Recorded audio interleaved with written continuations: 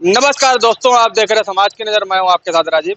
इस समय है सौरिग और छिबरामऊ रोड पे इब्राहिमपुर गांव में बीएस कोल्ड स्टोरेज में। अभी की अगर बात की जाए तो कोल्ड स्टोरेज का शुभारंभ आज के दिन में हुआ है। कई हमारे साथ किसान भाई भी हैं, इन लोगों से भी बातचीत करेंगे और कोल्ड स्टोरेज के ऑनर भी हैं।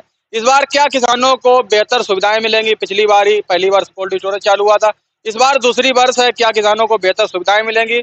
और इस बार का अगर बात की जाए, कई कोल्डों में अलग अलग क्षेत्र से कहीं ना कहीं किसानों को बेहतर सुविधाएं भी दी जा रही हैं और कई किसान भाई इन लोगों से बातचीत भी करेंगे कि आलू की पैदावार कैसी है, क्या इन लोगों को लग रहा है कि इस साल आगे चल के आलू का भाव बढ़ेगा या यही रहेगा, क्या स्थिति रहेगी, तो इन सभी बातों में बातचीत करेंगे। तो दादा से ही शुरुआत करते हैं। नाम बताइए, क्या नाम है आपका? हमारा नाम श्री मोहन चतुर्वेदी। चतुर्वेदी जी, कितना आलू करते हैं अपनी अगर बात की जाए? आलू हम तो थोड़ा ही करते हैं, लगभग अनुमान बीघा में अगर किया जाए? करीब 10 बीघा। 10 बीघा। 10 बीघा का किसान कन्नौज में अगर माना जाए तो बड़ा किसान माना जाता है 10 बीघा आलू वाला। तो क्या पैदावार किस तरीके की है आपके क्षेत्र में? पैदावार अच्छी है। कितने पैकेट लगभग बीघा निकल रहा है? 50-60। 50 पैकेट पक्के में चलता है। 50-60। 50 पैकेट। आपके इधर कितना निकल रहा? 45-50। 45-50। प्रधान जी आप बताइए, आप तो बस पूरे क्षेत्र घूमते रहते हैं, आपके अनुमान से क्या कितना निकल रहा है? वही एवरेज है 45 से 50 पैकेट, किसी में 50 से भी ऊपर निकल जाता है। अपनी अपनी करने के तरीके हैं। जो लोग सही समय पे दवाई वगैरह का प्रयोग करते हैं, जुल्सा वगैरह से जो लोग बचा लेते हैं, उनके में 55 से ऊपर भी निकल जाते हैं। 55 से ऊपर? जी। अच्छा, कई क्षेत्रों में लगातार एक तरीके से मान लीजिए, कई क्षेत्रों में हम लोग विजिट किए, अलग अलग क्षेत्र के किसान भाई भी बता रहे थे। कोई कह रहा था आलू 40 पैकेट निकलेगा, कोई कह रहा 30 पैकेट निकलेगा, कोई कह रहा 32 पैकेट निकलेगा। तो क्या इस तरीके की आपके क्षेत्र में कोई स्थिति है?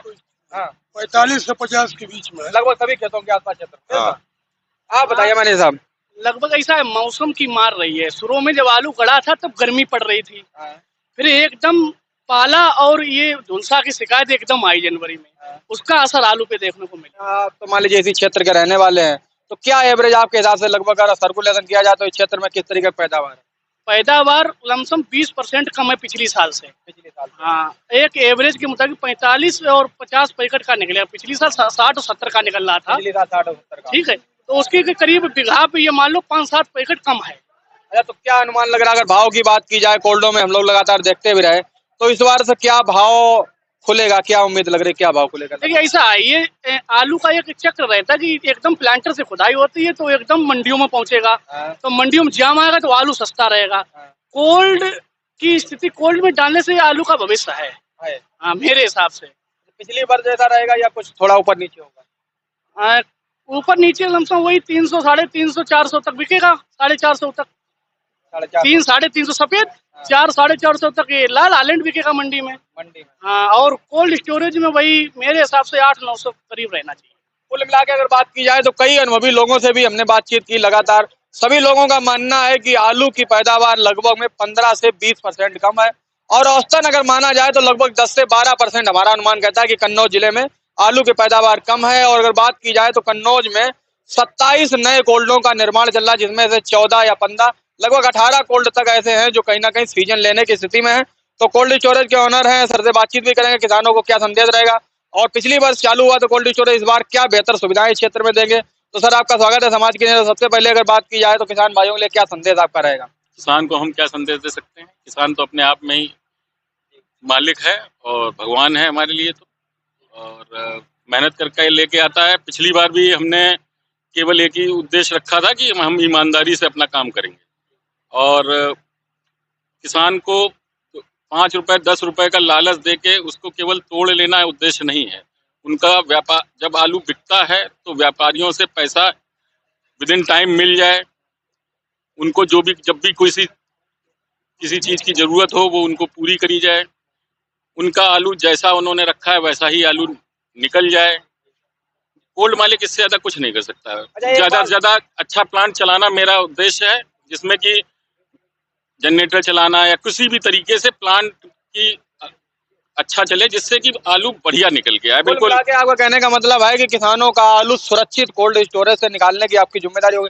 सर एक बात पे और भी चर्चा करना चाहेंगे, कई अलग अलग क्षेत्र के हम लोगों से किसान भी कहते हैं कि किसानों का कोल्ड स्टोरेज में एक जिम्मेदारी कोल्ड स्टोरेज ओनर की होनी चाहिए, वो ये होनी चाहिए कि कोल्ड में जो भी आलू बिके उसके पैसे सुरक्षित जिम्मेदारी तो आपके कोल्ड स्टोरेज में आप ही रखते हैं या किसान व्यापारी डायरेक्ट अपना ताल में लगते हैं, क्या है? हम व्यापार, आलू का व्यापार नहीं करते हैं, क्योंकि मैंने पिछले साल ही इस व्यापार में कदम रखा है। तो मेरा व्यापार करने का भी बिल्कुल उद्देश्य नहीं है, नहीं, क्योंकि व्यापार मैं कभी भी मतलब जब तक कोई व्यापार किसी को समझ न लूं तो मैं उसको नहीं कर सकता हूँ। ठीक है, ये जिम्मेदारी हमारे कोल्ड की है कि जो उसका किसान आलू रख रहा है उस व्यापारी से पैसे दिलाने की जिम्मेदारी है, बनिस्बत की कोई बाहर अपनी पर्ची ना बेच दे। कोल्ड के अंदर पर्ची अगर अपनी किसी भी व्यापारी को देता है, जो आप व्यापारी हमारे कोल्ड के अंदर आके खरीद कर रहा है, तो वो मेरी जिम्मेदारी है कि मैं उसको पैसे दिलवाने का 100% दिलवाऊंगा। पिछली बार भी दिलवाया है और प्रयास रहेगा। उसमें अगर कोई मेरे ऊपर आती है तो मैं उसको झेलने के तैयार रहता हूँ। अगर मेरे कोल्ड के अंदर कोई आदमी आ रहा है तो क्रेडिबिलिटी मेरी। कुल मिला के अगर बात की जाए आपके कोल्ड स्टोरेज में जो व्यापारी स्थायी रूप से क्रय विक्रय का कार्य कर रहा है, उसमें अगर किसी तरीके की कोई दिक्कत आती है तो कहीं ना कहीं कोल्ड स्टोरेज ओनर की जिम्मेदारी होगी। पैसा किसानों का पूरी तरह से दिया जाएगा, कहीं क्योंकि कन्नौज में कई कोल्ड स्टोरेज में लगातार इस तरीके का शोषण होता रहा किसानों का। कई कोल्डों में थोड़ा थोड़ा रुपए मारा जाता है तो किसान कहते हैं कि कोल्ड स्टोरेज में हमने आलू बेचा, हमारा पैसा नहीं मिला। तो सर की जिम्मेदारी है कि यहाँ पे जो भी व्यापारी बैठते हैं उन व्यापारियों को आलू दें और आलू का सुरक्षित पैदा रहेगा। तो सर इस बार की अगर बात की जाए तो किसानों को अगर जैसे लोन की फैसिलिटी पे भी किसान बातचीत करना चाहते हैं तो लोन की सुविधा क्या ब्याज रहित होगी या ब्याज पड़ेगा? इस पर मेन चीज पहली चर्चा। सर देखिए, ये कंपटीशन का टाइम होता है, हर आदमी सोचता है कि व्यापार, हम भी व्यापारी हैं, हमें भी इसी से दो पैसे हमको भी चलना है, दाल रोटी हमारी भी चलनी। किसान जो आया है उसकी भी उसी से है। वो 5 रुपए 10 रुपए के पीछे अगर हम छूट की उसकी घोषणा कर दें, प्लांट हम कम चलाएं, तो उससे उसका उद्देश्य पूरा नहीं होगा। उसका उद्देश्य पूरा होगा, उसका आलू जैसा वो रख रहा है, जिस उद्देश्य से रख रहा है, वो इसलिए कोल्ड स्टोरेज में रखता है कि उसके आलू की कीमत अच्छी मिले। और वो अगर उसका आलू जैसा उसने रखा है बिल्कुल सही सलामत निकलता है, बगैर अंकुरित निकलता है, उसमें किल्ला नहीं देता है, सड़ता गलता नहीं है, तो उसको और क्या चाहिए? उसके ऑटोमेटिकली 20 रुपए 30 रुपए माल के बढ़ जाते हैं। तो अच्छा, इसके बाद रह गई लोन की बात।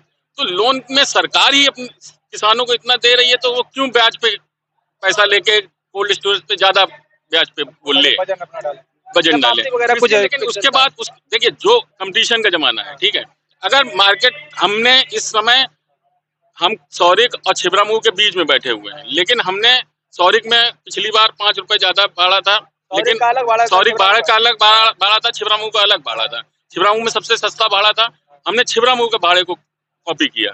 मैंने मतलब ये नहीं है कि किसी भी तरीके से अगर जो भी रूपरेखा कोल्ड स्टोरेज एसोसिएशन या जो सब लोग करके देंगे वो पूरी करी जाएगी, उसमें भाड़े में जो भी छूट दी जाएगी वो करी जाएगी। लेकिन ये सारी चीजें निर्भर करती हैं जिस समय आलू आता है, एकदम से आलू खुदने लगता है, जाम की स्थिति बनती है, उस समय फिर ये जो कह के मैं अपना फोन बंद कर लूं, आपसे कह दूं कि मैं ये दे दूंगा, बाद में अपना फोन बंद कर लूं, वो नहीं है भैया।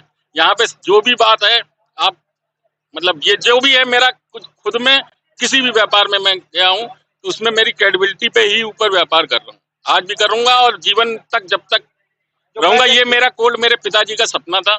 मैं रेलवे का ठेकेदार हूँ, उसमें ही अपना मस्त हूँ था, लेकिन उनका सपना था कि मेरा एक कोल्ड स्टोरेज लगे, तो ईश्वर ने चाहा तो पिछले साल मतलब हो गया चालू। और भाई ये तो आपको किसान वाली भाई ही बता सकते हैं कि मेरा कोल्ड में कैसा माल निकला उनका, और मैंने क्या उनके संग अगर गलत किया होगा तो वो आपको आगे पता चल जाएगा कि मैंने किसी के संग गलत किया कि नहीं, अच्छा किया, जो भी किया। तो अगर बात की जाए तो इसी ग्राम पंचायत के प्रधान जी भी हैं, तो प्रधान जी अगर बात की जाए जिस तरीके से ऑनर साहब बता रहे हैं, तो क्या इसी तरीके की स्थिति क्षेत्र में रही? क्या किसानों को इसी तरीके की सुविधाएं मिलती रही लगातार? बिल्कुल, जो भी कोल्ड ऑनर गुप्ता जी ने बोला है बिल्कुल सही बोला है, और 100% व्यवस्था भी यही रही कि बाकी कोल्डों ने मशीनें अपनी बंद भी कर दी थी पहले, लेकिन गुप्ता जी के कोल्ड की मशीनें भी लास्ट तक चली और आलू भी बहुत बढ़िया निकला। बहुत बढ़िया जी दादा, यही स्थिति रही है। बहुत बढ़िया है, पहले इस्तेमाल किया, विश्वास करो। बिल्कुल बिल्कुल। तो कुल मिला के अगर बात की जाए तो दादा का कहना है कि पूरी तौर पे पहली बार रखे हैं, रखने के बाद में आपको जिस तरीके की टोटल मशीन ऑटोमेटिक है। तो कुल मिला के अगर बात की जाए तो अलग अलग क्षेत्र के कई किसान भाई थे, सभी किसान भाइयों ने बताया, कोल्ड स्टोरेज के ऑनर ने भी बताया, और साफ तौर पे अगर माना जाए तो जिस तरीके का आलू रखेंगे लगभग उसी स्थिति में आलू निकलेगा। और मैन अगर पहचान है तो सर की पहचान एक ही है कि कुल मिला के आपके माल की गारंटी जो है पूरी तरीके से कोल्ड स्टोरेज ऑनर की होगी। दूसरी चीज ये है कि आलू जो भी बेचेंगे कोल्ड स्टोरेज में एथराइज व्यापारियों के साथ, तो पैसे की भी सुरक्षित पूरी तरीके से रहेगा। ये अपडेट था सौरिक और छिबरामऊ क्षेत्र का। आज का वीडियो पसंद आया हो तो ज्यादा से ज्यादा किसानों तक शेयर करें। जय जवान जय किसान।